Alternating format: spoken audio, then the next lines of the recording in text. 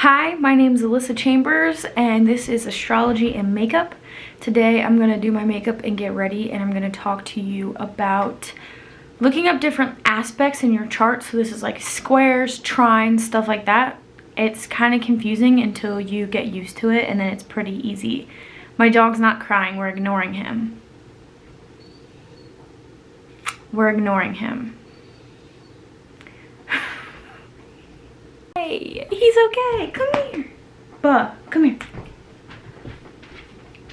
There was a cart with my brushes on it in his way.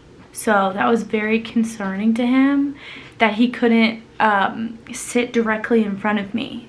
That was a big deal. Very life-changing. If you're like a lot of people and you're just getting into astrology and you're like, what the heck is a square or an aspect? You've come to the right place.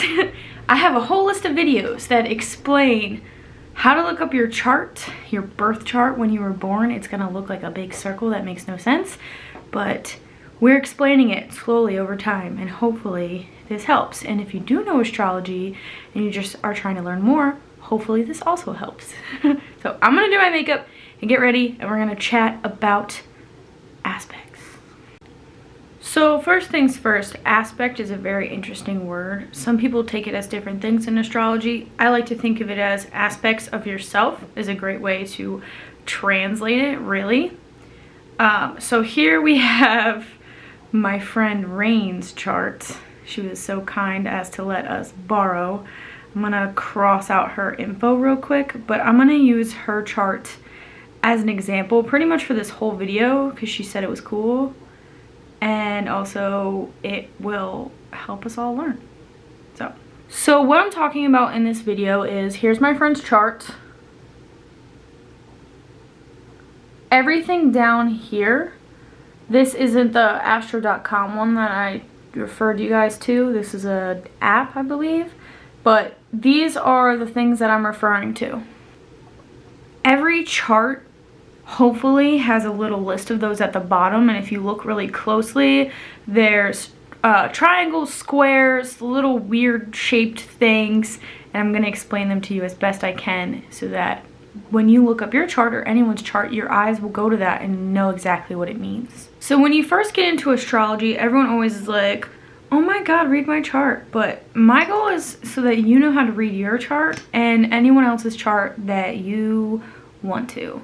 So I'm trying to make these videos in order for you to learn astrology so well that you won't have to ask for anyone's help. So when you start reading your chart and you look down at the bottom, you'll notice all of these different little symbols on your chart. For example, the first one we're going to talk about is a conjunction. So a conjunction is a little circle with a line, not to be confused with the one that has two circles with a line going through them. That's an opposition. It's a different thing. Don't get them mixed up. The most important part of astrology, especially if you want to learn how to read the circle charts, which is what I recommend, is that you learn the symbols. Once you learn the symbols don't change. You'll get so good at it that you won't even notice it anymore. It'll be like second nature. And once you learn the symbols, you won't even honestly be able to read a list. Like if somebody sends me a list of their chart and the chart is like, house 1 represented by, no, send me your circle chart. I can see it. I don't need to ask what house is represented by what. It's right there. So a conjunction is two planets or asteroids or anything like that. Once we get into that, that's like a whole different situation. But a conjunction is two planets within 0 degrees of each other or 10 degrees of that in the same sign. So that would be like if you had your sun and your Mercury, which is very common, in the same sign. So say it was Scorpio and they were both like 20 degrees Scorpio. That would be two signs that are in conjunction of each other. So since the sun is kind of like how you think that you present yourself and what you think your goals are and stuff like that, and your Mercury, in this example, this is just an example, is how you speak and how you think. Since they're in conjunction or very close to each other, they will influence yourself and the planets and everything a little bit more. So you want to pay attention to things in your chart and other people's charts that are in conjunction, because they're really important to how a person is going to act and what aspects are going to take over their chart. So if they are a Scorpio, right, and their Mercury's in Scorpio, they're going to probably speak very Scorpio-like, depending on the house, which is also very important. But for the most part, when you look at that, you'll be able to be like, oh, this person's pretty Scorpio. But say that they have their sun in one sign, their Mercury in another sign, but then they have their Mars, their Jupiter, and their moon in another sign. So because they're a Scorpio, but they have all of those things in conjunct of each other, that's going to make them act more that way. That's why it's so important to learn and read your whole chart. Just saying like, oh, I have a Venus in this. Yeah, you're learning and that's really good, but that's not going to help you to understand yourself as a whole. Your chart is yourself as a whole. 2 planets within 10 degrees of each other in the same sign are going to pull or skew your chart. And also the reason I'm using Scorpio as an example is because it's going to do it even more. Scorpio is fixed. So Scorpio is going to drag everything along a little bit more, coming from someone with a Scorpio stellium. Yeah, it takes over. So a conjunction in any placement is going to change that person as a person. So people who are like, I don't believe in astrology. Okay, where's your conjunction? Next, what I want to talk about is oppositions. Oppositions look just like conjunctions in your chart, except for that it's 2 circles with a line instead of 1 circle with a line.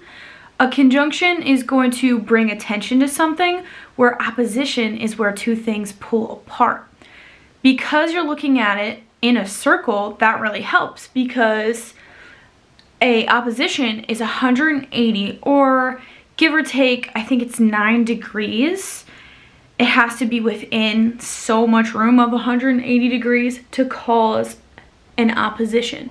So an opposition is just like how it sounds. It's one of the easiest ones to remember, in my opinion. There are 2 things that oppose each other. So that would be like Pisces and Virgo. If you have a Pisces moon and a Virgo sun, that's an opposition. They're gonna pull away from each other and contradict each other a little bit, which is very interesting. These little things like this is what makes me love astrology. Oppositions and things like that is what makes a person, and it takes it from being like, oh, I'm a Pisces, like, no, you're a Pisces with a Virgo moon. You are a walking contradiction, and you need to know this about yourself. This is actually somebody that I know. And I work with this girl. I love her so much, and she asks me all the time to read her horoscope, and then I showed her like how to look up her chart and stuff, and she was like, oh, that's no fun. So if you look at our friend here again, Rain, so far you can see here that she doesn't have any oppositions, but she does have some conjunctions, and then she also has some trines and squares, which we're going to get into, but this is just a good way of looking at it. So you look at it in a chart where it's telling you right now that her sun is conjunct her Mars.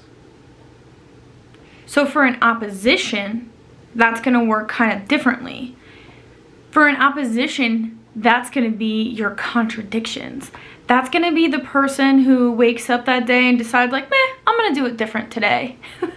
Like the person who normally does this can also do this. They're more diverse, and their chart is going to be a little bit more spread out. So I'm going to get into shapes of charts in the future, but I want people to really understand reading their own chart before they're like, wow, I have a bowl shape or a bucket shape or whatever. It's cool, and that is really cool to learn about yourself, but this is more important. You want to focus on learning the signs, knowing them really well, and then learning the planets really well, the positions, and then you can get into more uniqueness. So An opposition is signs that are 6 signs away from each other because they're opposite on the chart. And that's why they pull against each other and fight each other. But then you have trines. So trines are the little triangles on your chart. And so that's easy to remember. They look like little triangles in shape, and also at the bottom of your chart, like how I just showed you. That's gonna show you like your gifts, what you're really good at. It's so cool. Trines are super cool because they are 120 degrees away from each other within about 9 degrees. So those are things you're good at because those signs work together really well. They're 4 signs away from each other. If you think about it, they're in the same kind of element, which is why it's important to know your elements first. So if I have, let's use Rain's example. So here we have our friend Rain's chart again, and you can see that she has a trine from her moon to her Jupiter. So using that as an example, her Jupiter is in Pisces, but her moon is in Scorpio. And since they're both water signs and they're 4 signs apart, that creates a trine, which is like harmony. You want to have trines, but you don't want to have too many trines. So if you're out here celebrating that you have a lot of trines, that's great. You have a ton of gifts. You have things that you're really good at. That's amazing. But, so say you're in a group project, or in our friend Rain's case, her Jupiter and her moon are in a group project together. And her other planets, you know, like her sun and stuff like that, they'll be able to slack off. They know that she's going to learn from her Jupiter and her moon working together on this group project on how to do better. So you want to watch out that you don't lean on these things too much, because you'll end up becoming lazy. Just like any group project, if someone's going to do all the work, why would you help? That's why it's really cool and interesting to look up all of the good and bad of your chart, because you want to know you as a person like through and through, and why you act the way you do, why people take you the way that you do. And you don't want to rely too heavily on things that you're just good at. You want to, you know, get better at the things that you're not. And if you're like me and my friend Rain and you have a bunch of Scorpio placements, then you're going to be like, wow, I'm now obsessed with this thing and being the best at it. I'm sorry, Rain, I'm calling you out, homie. Okay, I'm gonna stop obsessing over trines because I could talk about that all day. And we're gonna move on to sextiles. So sextiles are the ones that are shown on your chart with little like asterisk signs, like little stars. Those are typically 2 signs away, or they are 60 degrees apart within about 6 degree separation. So that's really important. So sextiles are 2 signs away, which is why they can be really helpful or really hindering depending on how you treat them. A sextile is really cool because it can cause harmony and it can help you, but those are the things you want to look into to better yourself. So how trines are just kind of like effortless, sextiles take a little bit more work. They're more of like deep in-depth kind of things. So for example, so if you look at our friend Rain's chart, you can see that her Uranus is sextile to her Mercury. And her Uranus is in Aquarius and her Mercury is in Aries. So what this is saying is that her uniqueness, which is Aquarius, so her love of learning and like speaking to the masses, is helped out by, or can be helped out if she utilizes it correctly, her Aries Mercury, so her passion. So if she uses her passion to learn and loving to learn and loving to speak, she could become a leader because she can speak to the masses and people will understand her because these aspects help each other out. See what I'm saying? Next is the thing that everyone hates to hear, which is squares I'm sorry, if you have squares, you have more hardships in your life, if you will. Be aware that this is not me giving you a cop-out. This is me telling you that you can do it. If you work hard and believe in yourself, no, but really, I really do believe that. If you work hard and believe in yourself, you could literally do anything, because I have serious anxiety and here I am making a YouTube video. So literally, you can do anything. You can do anything. So squares are what tend to get people into trouble. A square is a 90-degree angle, or 90 degrees within about 9 degrees. There's not much wiggle room for this placement either. So when you think of a 90-degree angle, you think of a corner or a square, obviously. And anytime something's in like that kind of situation where there's not much wiggle room, you're in like a corner. You're stuck in a corner. That's how I like to think of a square, is things that put you like in your corner. Not in a good way. Not like, oh, you know, I have that person in my corner. No, this is like you're stuck. These are the things you get stuck on. The things that you make hinder your own self.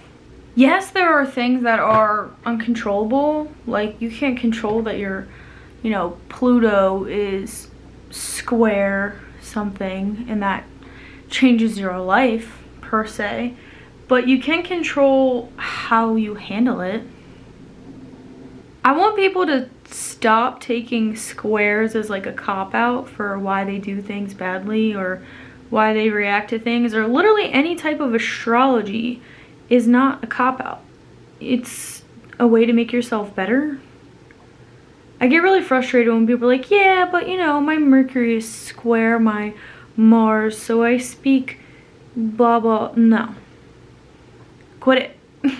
So squares are going to be things that really give you a hard time, yes. And you want to look out for those and be even more aware of those.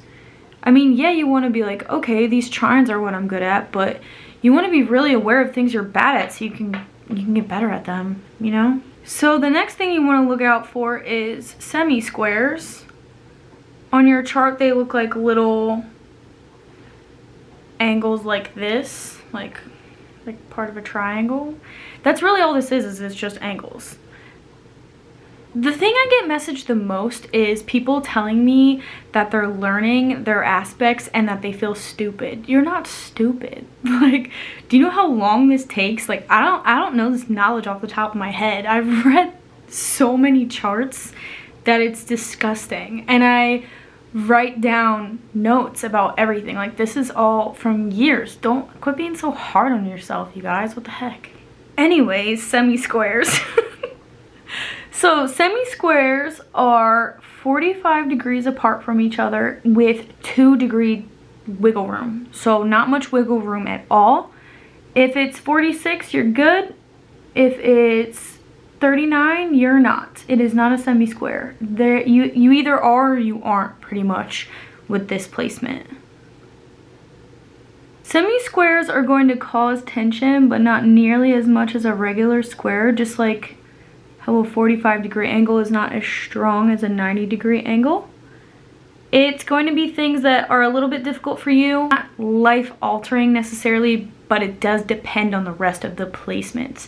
Once you figure out the elements, it really helps. So if you have two things in the same element, they're going to help each other. And if you have two things that are like contradicting, they're not.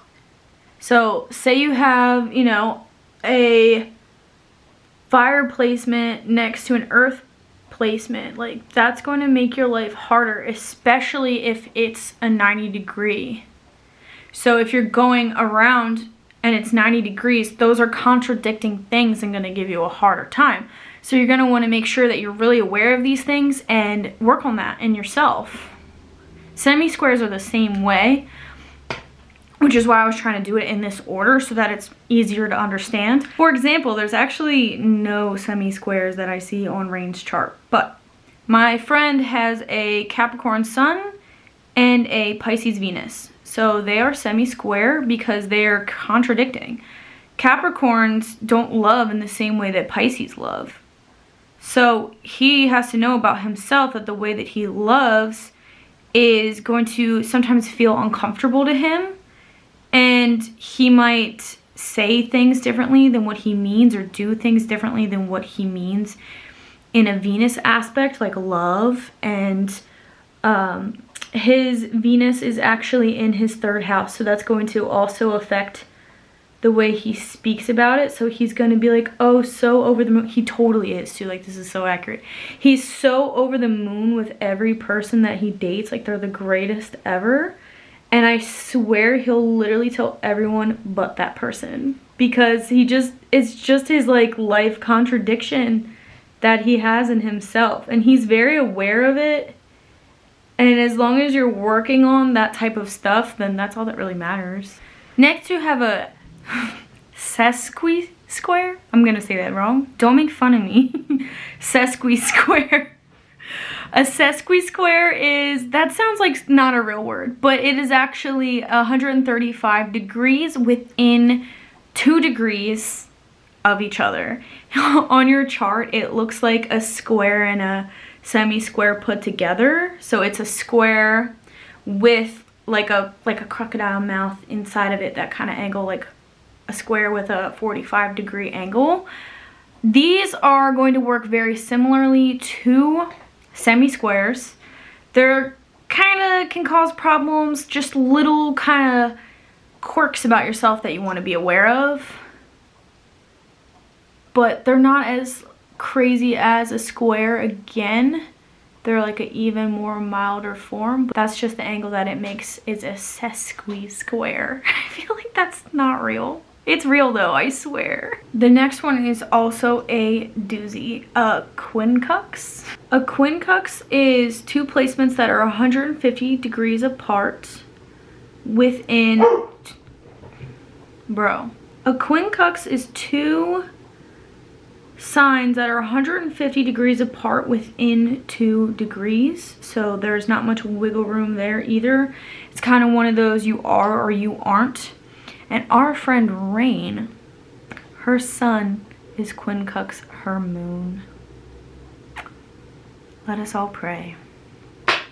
Quincux is represented on your chart with a line and like a V, like a person with their head chopped off, little stick figure guy. Back in the day, a lot of stuff you'll look up, a Quincux wasn't really regarded as something very important, but more recently astrologers have realized that it is. The problem with it is that it is also one of those contradiction type things. So our friend Rain has an Aries sun and a Scorpio moon. So the 2 intensities of those is what really is crazy, because it can make people, I don't feel like she does this, but it can make you project onto other people, and it can make you like feel obliged to do things for other people, but then you also get mad at them for having to always do stuff for them, which, I mean, yeah, I totally get that. That makes sense to me. I'd be mad if I did stuff for people all the time. But something really cool and also terrifying is that a Quincux has been shown to be connected to health issues. So that's so crazy. I want to do a whole huge thing on health and things that you can find in your chart, specifically mental health, and then I'll move on to other things. But I find that super interesting. I just got a ton of books on it, and we're gonna dive deep into that at some point. So basically with a Quincunx, it's so hard to say, don't make fun of me. These are things that you can find to be like contradicting or like a stretch. So for her, it's funny because she doesn't really strike me as an Aries. She does have an Aries Mercury and like some tendencies, but the placement is what changes it all. Her moon is the most Scorpio moon. Like, we were looking up the degrees and everything. It is the epitome of a Scorpio moon. So that makes it even stronger, Quincunx, because it's completely like she said this a million times, that she's never felt like an Aries. So it's like literally, it's such a stretch of degrees that they contradict each other, and she feels way more one way than the other. Crazy. So cool. So cool. Finally, I figured I'd end with a nice one, which is a semi-sextile. A semi-sextile on your chart looks like a quincunx, but it's flipped the opposite way. So it's a line like this with a V coming out this way. It is two planets that are 30 degrees apart within 2 degrees. That doesn't leave much wiggle room for that either. So it kind of either is or it isn't. It's that kind of situation. And semi-sextiles are helpful. They're good. They are like sextiles where they can help you out, but they also are very dependent on you as a person and your other placements. These are things you're gonna wanna work harder at to make them work for you, and they can be a little bit more difficult. So that's any kind of situation where, okay, I love to learn because of, you know, Sag Venus, but the way it comes out might be wrong because you have, say, like a Capricorn, you know, Mercury. So like it's just enough to make it a little bit harder for you, but in a business like sense it could make you better because it's pushing you in a good direction, if that makes sense. They help each other, or they can just be like meh. Depends on how you personally work with it. But yeah, that's some angles, basic angles, and how they can influence you. This does depend again on your chart, how you read it. And yeah, I hope this helps you to understand yourself a little bit better. And thank you for watching. I really hate when people do this, when they have to do the whole like, please subscribe. But yeah, please subscribe.